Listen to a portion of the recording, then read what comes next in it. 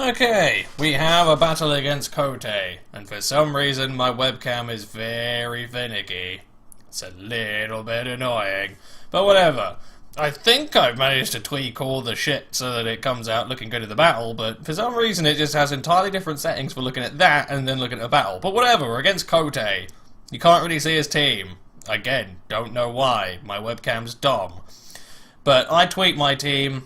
I chucked out loads of guys, brought in a bunch of new ones like Lifeorb Blicky, Binding Band Hippo, AV, Embor, and Lefty's Bastiodon. He's got a fucking Rain team. He's using his GBA team, or the team that was in his battle box, basically, and he hasn't played since he left GBA. So, it's fair to say he's rusty, but on the other hand, he is Cote, and he's a cool dude, bro, so, I don't know. We'll see how we go, though. I'll certainly try and put up a fight, but my team is certainly not geared towards winning this one. Anyway, he is going to lead with Crocodile and Date. No, it's trying to focus. It's trying. Hang on a minute. I'm going to fucking sort this on the fly because it's pissing me off. Why? Wait, the exposure reset itself. Why do you do this to me? Whatever, it's done. Fucking dick. The exposure tweaked itself. Anyway, Crocodile lead. He goes Stealth Rock. I lead with Blicky Licky. I go Ice Beam. Life Orb. Blicky Licky kicks butt. He knocked off my Life Orb, and I'm very worried that this EQ won't kill. But fortunately, Licky being awesome, and Licky is just the tits, he kills the Crocodile. Thank God. Now he's going to go into Gothitelle, and I don't know why he went into Gothitelle. I was perplexed at this one. He's going to go for a Psyshock. I don't know if it was Spexed or something, but it's a Licky, dude. Licky will eat that shit for days. So I just blow up in his face, kill the Gothitelle, and I'm up 5-4 right off the bat. And now we come to the big problem. Even if my Licky had Power Whip, it still would have been a struggle, but it would have been less of a, it would have been something.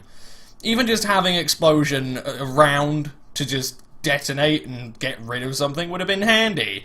But unfortunately, my team is geared to Sandstall and his team is geared to Rain Offense. And unfortunately, Rain Offense beats Sandstall.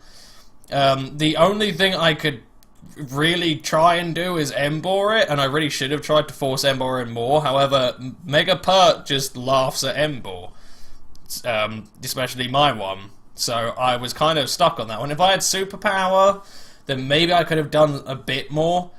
But I don't, because I'm a reckless guy, or a reckless boar, so I have Wild Charge and Head Smash and other fun things. Not great for killing Perts, I can tell you that. And so, unfortunately, what basically starts is trying to prolong the inevitable, which is that at some point he's going to get Rain up in a fortuitous position, and I'm not going to be able to handle it. And that's just kind of the short and curlies of it.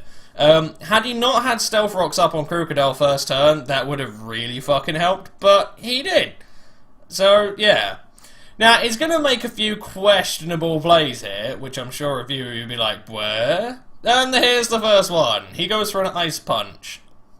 Now, I was really confused. I was, the first one, okay, maybe I'm going to go an Immense. Fine, dandy, there's a decent assumption to make. Bastion is weak to both of your stabs after all. Now he's going to go in a Manaphy, and Manaphy's also going to do some Tail Glow bullshittery. I believe I go for a Toxic, even though he has a Toad. Manaphy has Hydration. I'm not getting anywhere, but I have to try. It's like, I either try and push Embor in on a Scald. No, that doesn't work. Terry gets outsped, Megaments gets outsped. Basically, if I had summoned it outspeed this Manaphy, I had a shot. Not much of one, but it was a shot. It was a chance that was there. But I don't, because, I don't know, I can't pick mixed, or, grab bag teams very well, apparently. Anyone else would have looked at the fact that I had 3 glaring water weaknesses in one cover and said, nah, it's a dumb idea. But yeah, you see he goes for an Ice Beam. Now, the main reason he was doing this, like the Ice Punches and the Ice Beams, was because he was afraid of Metal Burst.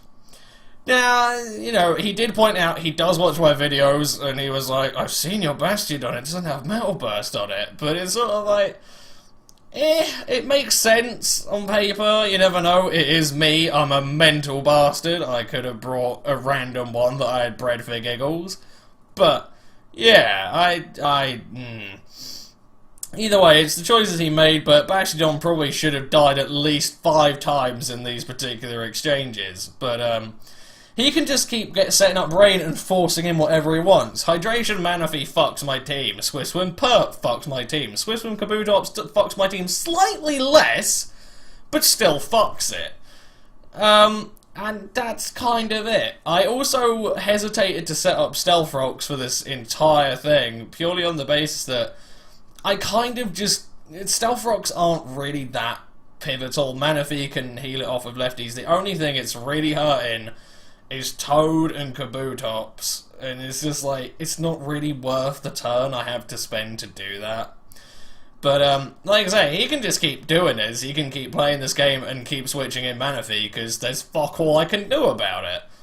Like, even if I go to Hippo, which I believe I do, all I've got is that I can go for a Sand Tomb. That's about it.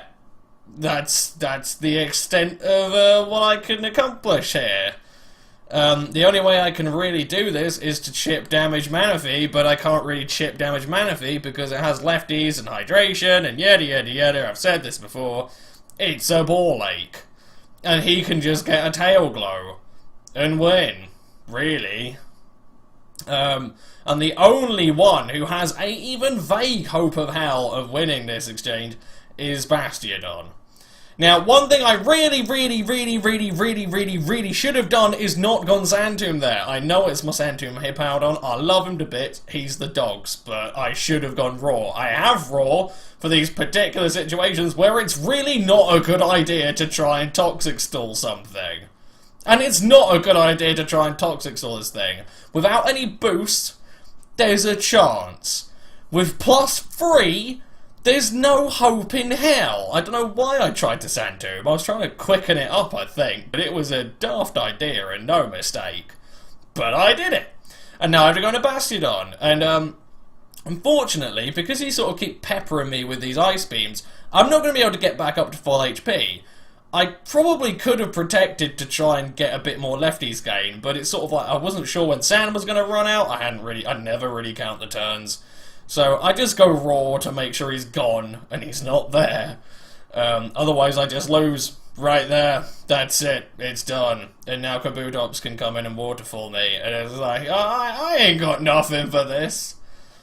So, yeah, I'd like to say, if I was going to blame myself, and I usually do, I'd probably say my team selection certainly let me down a bit. Although, here is something practically fucking unheard of. As we all saw in the game against Cooper, Terry somehow managed to hit 3 gunk shots in a row. Now, Terry doesn't do gunk shots, he doesn't like flinging bends, however he does enjoy punching things in the face.